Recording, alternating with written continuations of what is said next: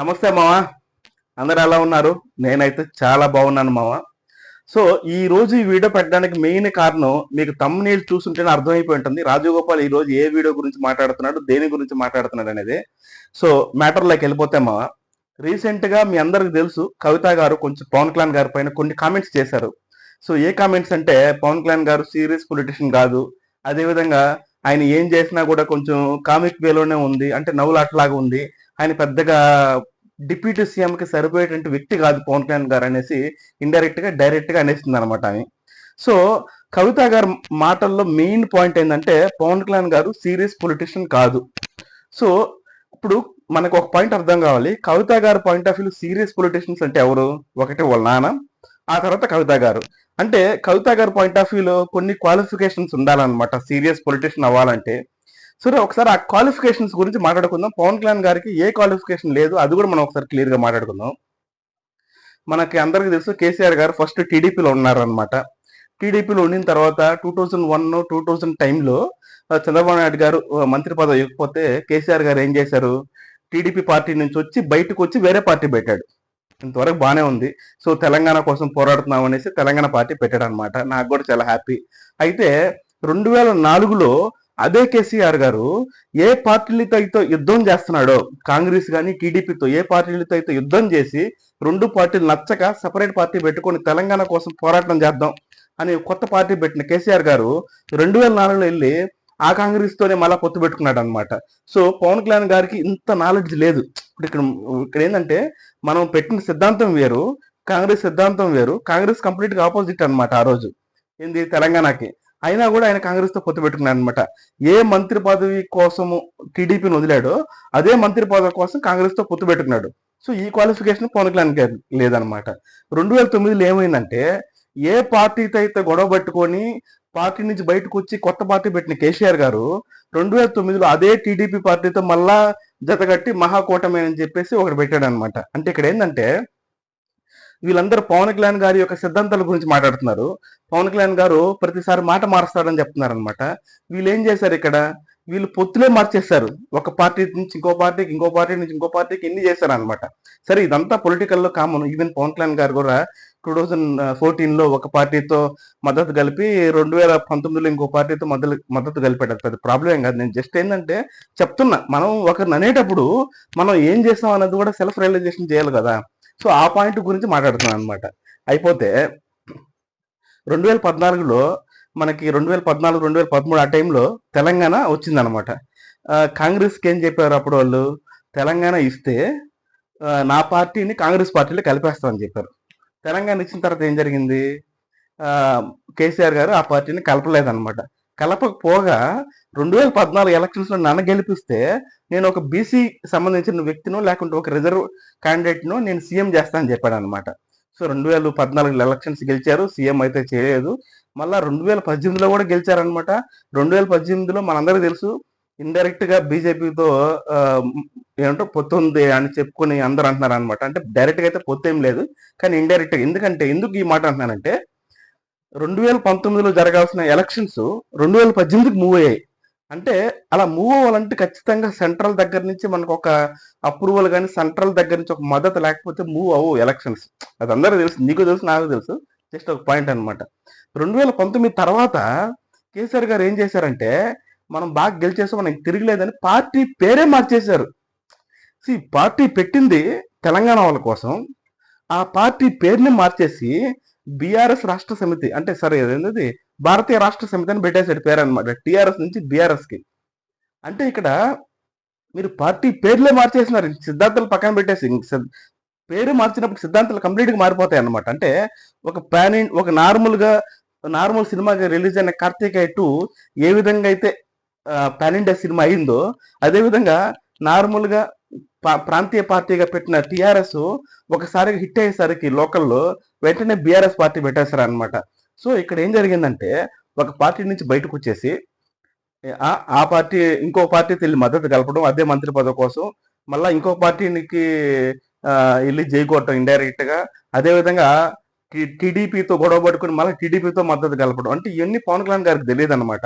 పవన్ కళ్యాణ్ గారికి కూడా నేను ఒక పాయింట్ చెప్దాం అనుకుంటున్నాను. చాలా మందికి ఎవరైనా పవన్ కళ్యాణ్ గారు దగ్గర పనిచేసే వాళ్ళు కానీ, ఎవరైనా పవన్ కళ్యాణ్ గారితో ఉండేవాళ్ళు కానీ, ఎంత వీలైతే అంత ఈ వీడియోని పవన్ కళ్యాణ్ గారికి షేర్ చేయండి. ఎందుకంటే సీరియస్ పొలిటీషియన్ అవ్వాలంటే ఇలాంటి క్వాలిఫికేషన్స్ అన్నీ ఉండాలి మనకి. నువ్వు ఎలక్షన్స్ కి రేపన్నంగా ఈ రోజు కదా 2000 3000 ఓటుకి వేయాలి డబ్బులు. నువ్వు ఎలక్షన్స్ అయిపోయిన తర్వాత 6 కోట్లు డబ్బులు ఇస్తే ఎలా వేస్తారు నీకు ఓట్లు? నువ్వు ఎలా సీరియస్ పొలిటీషియన్ అవుతావు నువ్వు? అంటే నువ్వు కనిపించిన దగ్గర దాన ధర్మాలు చేసుకుంటా పోతుంటే నువ్వు ఎలా పొలిటీషియన్ అవుతావు? నువ్వు ఎలా సీరియస్ పొలిటీషియన్ అవుతావు? అందరిలాగా ఎలక్షన్స్ ముందు రోజు కాదు డబ్బులు ఇవ్వాలి పవన్ కళ్యాణ్ గారు.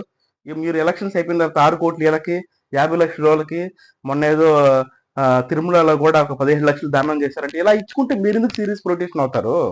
మొన్నటికి మొన్న మీ పిల్లోడికి ఏదో యాక్సిడెంట్ జరిగితే ఆడ ఒక ప్రాణం కూడా పోయింది ఆ యాక్సిడెంట్లు వేరే పిల్లోడికి. అలాంటి సీరియస్ సిచ్యువేషన్ లో కూడా నువ్వు ఎవరికో ఓట్లు కూడా ఏరు వాళ్ళు నీకు ఎవరికో ప్రాబ్లం అని చెప్పేసి ఎవరికో మాట ఇచ్చావని చెప్పేసి ఈ పన్నెన్ని పక్కన పెట్టుకో అక్కడికి వెళ్తావు ఎలా నువ్వు? నువ్వు నీ ఫ్యామిలీ గురించి కదా పట్టించుకోవాలి. పొలిటీషియన్లోకి వచ్చాక అంటే నువ్వు పవర్లోకి వచ్చాక నువ్వు నీ ఫ్యామిలీ గురించి పట్టించుకోవాలా, నువ్వు డబ్బులు ఎంత సంపాదించుకోవాలి పట్టించుకోవాలి కానీ ఎవరికో ఒక గిరిజనులకి మాట ఇచ్చావని లేకుంటే ఇంకొకటి మాట ఇచ్చావని నువ్వు ఇంత పోరాటం చేస్తుంటే ఎలా గెలుస్తావు? మనకెప్పుడు ఎన్ని ఎలక్షన్స్ వచ్చినా ఎన్ని ఎలక్షన్స్ మారినా గతుకుల రోడ్లో పోయేటట్టు మనం ఒక్కసారిగా తార్ రోడ్లు లేపిస్తా ఉంటే నువ్వు ఎలా సీరియస్ పొలిటీషియన్ అవుతావు? ఇలాంటివన్నీ చేయకూడదు కదా. కాంట్రాక్ట్కి చెప్పి డబ్బులు కదా గుంజాలి. ఏ పొలిటీషియన్ అయినా పవర్లోకి వచ్చాక ఒక 7 కోట్లని 70 కోట్లు, 70 కోట్లని 7,000 కోట్లు చేసుకుంటాడు ఒక ప్రాఫిట్గా. నువ్వేంటంటే 70 కోట్లు అప్పు చేసినావంట. నువ్వు ఏ విధంగా సీరియస్ పొలిటీషియన్ అవుతావు పవన్ కళ్యాణ్ గారు? చెప్పండి ఆయనకి. ఈ విధంగా ఉంటే ఏ విధంగా సీరియస్ పొలిటీషియన్ అవుతాడు ఆయన? కవిత గారు కూడా అదే కదా అంటుంది. ఎలా పవన్ కళ్యాణ్ గారు సీరియస్ పొలిటీషియన్ అవుతాడు? నాలాగా లిక్కర్ స్కామ్ చేయలేదు, ఆ తర్వాత నాలాగా జైల్లో లేడు, అదేవిధంగా వేరే సీఎం లాగా జైల్లో లేడు ఎక్కడా కూడా. ఎలా సీరియస్ పొలిటీషియన్ అవుతాడు? నువ్వు స్కాములు చేయాలా, జైల్లో కూర్చోవాలా, మినిమం ఒక 6-7 నెలలు కూర్చోవాలి జైల్లో నువ్వు. ఆ తర్వాత రోడ్లు అని చెప్పేసి కాంట్రాక్టుల దగ్గర డబ్బులు గుంజాలా, ఆ తర్వాత ఆ ట్యాక్సులు ఈ ట్యాక్సులు అని చెప్పి అది ఇది అని చెప్పి గందరగోళంగా డబ్బులు కొట్టాలా, ఆ తర్వాత ఆ పింఛన్లు ఈ పింఛన్లు అని చెప్పి డబ్బులు అప్పులు తీసుకొచ్చేసి ఇక్కడ దోసేయాలన్నమాట. నువ్వు అన్నీ చేస్తే సీరియస్ పొలిటీషియన్ అవుతాయా? తిరుమలలో ప్రాబ్లం జరిగితే మిగతా వాళ్ళంతా మనకెందుకు లేరా నాయన దాని గురించి మాట్లాడితే మిగతా వాళ్ళ సెంటిమెంట్లు హట్ అవుతాయేమో, ఓట్ బ్యాంక్ పోతుందేమో అనే భయంతో కామ్గా అయిపోతే నువ్వు మటుకు పబ్లిక్గా దాని గురించి పెద్ద పెద్ద స్టేట్మెంట్లు ఇచ్చేస్తావు. నువ్వు అలా ఇస్తే ఎందుకు సీరియస్ పొలిటీషియన్ అవుతావు? నువ్వు ఓట్ల గురించి ఆలోచించకుండా, నువ్వు ఓట్ బ్యాంకింగ్ గురించి ఆలోచించకుండా, నువ్వు మనోభావాల గురించి ఆలోచించకుండా నువ్వు ఇలా మాట్లాడితే నువ్వు ఎక్కడ ఎందుకు సీరియస్ పొలిటీషియన్ అవుతావు నువ్వు? నువ్వేందంటే ఓట్ బ్యాంక్ని నీకు లోపల ఎన్నున్నా కూడా బయటికి కొంచెం నటిస్తూ చాలా సెక్యూర్గా మాట్లాడేటప్పుడు చాలా జాగ్రత్తగా నక్కి నక్కి నటిస్తూ నటిస్తూ మీ సినిమాలలో మాట్లాడుతుంటారు కదా, అలా మాట్లాడితే కదా నువ్వు సీరియస్ పొలిటీషియన్ అవుతావు. ఇలాగ డైరెక్ట్గా నిజాయితీగా వచ్చేసి మాట్లాడితే నువ్వు ఎందుకు సీరియస్ పొలిటీషియన్ అవుతావు? మొన్నటికి మొన్న ఉగాదికి చీరలు పంచిన పవన్ కళ్యాణ్ గారు మొన్నటికి మొన్న రంజాన్కి కూడా వాళ్ళకి మన ముస్లిం సోదరులకి డబ్బులు కూడా కొంచెం దాన ధర్మాలు చేశారంట ఆయన. ఇలాంటివి చేస్తే ఎందుకు అవుతావయ్యా నువ్వు? ఇలాంటివన్నీ నువ్వు చేయకూడదు. మొన్న వరదలు వచ్చినప్పుడు 6 కోట్లు ఇచ్చినావు నువ్వు. ఇలాంటివన్నీ నువ్వు చేయకూడదు. అప్పుడప్పుడు రోడ్ల మీద ఎవరైనా పోతుంటే మా కూతురికి ప్రాబ్లం అయిందే లేకుంటే ఇంకొకరికి ప్రాబ్లం అయిందా అంటే అప్పటికప్పుడు వ్యాన్ ఆపేసి నీ అంటే క్యారవాన్ ఆపేసి లేకుంటే నీ వెహికల్స్ ఆపేసుకొని నువ్వు వెంటనే సాల్వ్ చేస్తుంటే నువ్వు ఎట్లాగా పొలిటీషియన్ అవుతావు? సీరియస్ పొలిటీషియన్ అలా అన్నీ చేయకూడదా? నెక్స్ట్ ఏంటంటే ఎవరైనా పొలిటీషియన్ పవర్లోకి వచ్చాక ప్రశాంతం కూర్చొని డబ్బులు సంపాదించుకుంటాడు. నువ్వేందంటే అప్పులు చేసుకొని ఆ అప్పులు తెచ్చడానికి మళ్ళీ వీళ్ళు సినిమాలు చేసుకుంటున్నావు. నువ్వు ఎందుకు సీరియస్ పొలిటీషియన్ అవుతావు? ఉదయం 4 గంటలకు లేసుకొని సాయంత్రం 12 అంటే తర్వాత రోజు 1 వరకు పని చేసుకుని నువ్వు ఎందుకు సీరియస్ పొలిటీషియన్ అవుతావా? నువ్వు సినిమాలు చేయకుండా కూర్చొని కబ్జాలు చేసుకొని ఆడి మీద ఈడి మీద ఓడి మీద రాయలు వేసుకుంటా ఉంటే 5 సంవత్సరాలు పూర్తి అయిపోద్ది. కనీసం ఒక 70-80 కోట్లు సంపాదించుకుంటే ఒక 7,000 8,000 కోట్లు సంపాదించుకుంటే నీ పిల్లకాయలకి యూజ్ అవుతుంది. ఇది కదా యాక్చువల్గా పొలిటీషియన్ చేసే పని. మనకు అవతకి మాట్లాడేది ఇదే. పార్టీలు మారాలా, పార్టీ పేర్లే మార్చాలా, సిద్ధాంతాలు మార్చేయాలా, మాట్లాడే పద్ధతే మార్చేయాలా. ఆ రోజు మనకు ఒకటి నచ్చితే ఈ రోజు నచ్చకుండా అన్ని విధాలుగా మాట్లాడాలి మనం. నువ్వు ఇంత స్ట్రైట్ ఫార్వర్డ్గా ఉంటే నువ్వు ఎట్టగలుస్తావా? నువ్వు ఎట్టా సీరియస్ పొలిటీషియన్ అవుతావు నువ్వు? ఇది ఎవరైనా పవన్ కళ్యాణ్ గారికి తెలిసిన వాళ్ళు ఉంటే ఆయన కూడా షేర్ చేయండి. పవన్ కళ్యాణ్ గారు సీరియస్ పొలిటీషియన్ అవ్వాలంటే ఖచ్చితంగా మన తెలుగు రాష్ట్రాల్లో కొన్ని టర్మ్స్ అండ్ కండిషన్స్ ఫాలో అవ్వాలైనా వాటిని అన్నింటినీ కూడా అధిగమించి రావాలా. కబ్జాలు చేయాలా, స్కాములు చేయాలా, చేసిన తర్వాత గ్లోబల్ వైజ్గా పేరు రావాలి. మన కవితకి ఎలా వచ్చింది? ఇండియాలో లిక్కర్ స్కామ్ అంటే టిఎస్ కవిత అని క్లియర్గా చెప్పేస్తారు. తెలంగాణ స్టేట్లో కవితక్క గారు లిక్కర్ స్కామ్ చేసిందని గ్లోబల్ వైజ్గా ఫేమస్ అనమాట. మన పవన్ కళ్యాణ్ గారు ఏం చేశారు దానికి? అలాగా అట్లా తిహార్ జైల్లోనూ లేకుంటే చర్లపల్లి జైల్లోనూ కూర్చోవాలా, కానీ కనీసం ఫ్రైడేనో మండేనో వస్తే నువ్వు కోర్టు కేసులకు వెళ్ళాలా, మళ్ళీ లీవుల కోసం అప్లై చేసుకోవాలా, చేసుకొచ్చి బయటకు వచ్చి ప్రెస్ మీట్ హ్యాపీగా పెట్టాలా, నేనేం చేయలేదు అన్నట్టుగా పెట్టాలా, వాచ్లు గీచ్లు డ్రెస్సులు అన్నీ మార్చేయాలా. నువ్వేంది ఎంతసేపు ఒక జుబ్బా వేసుకుంటావు, ఆ పారాగన్ చెప్పులు ఏది వేసుకుంటావు, ఇవన్నీ వేసుకుంటావు. నువ్వు సీరియస్ పొలిటిక్స్ ఎందుకు అవుతావు? కళ్యాణ్ గారు చెప్పండి. కళ్యాణ్ గారు ఖచ్చితంగా ఎవరైనా ఉంటే చెప్పండి. ఖచ్చితంగా ఆయన మారాలా. అందరూ చెప్పినట్టు సీరియస్ పొలిటిషియన్ అవ్వాలన్నమాట. ఇంత నిజాయితీగా ఉంటే మటుకు మన భారతదేశంలో పనికిరారు.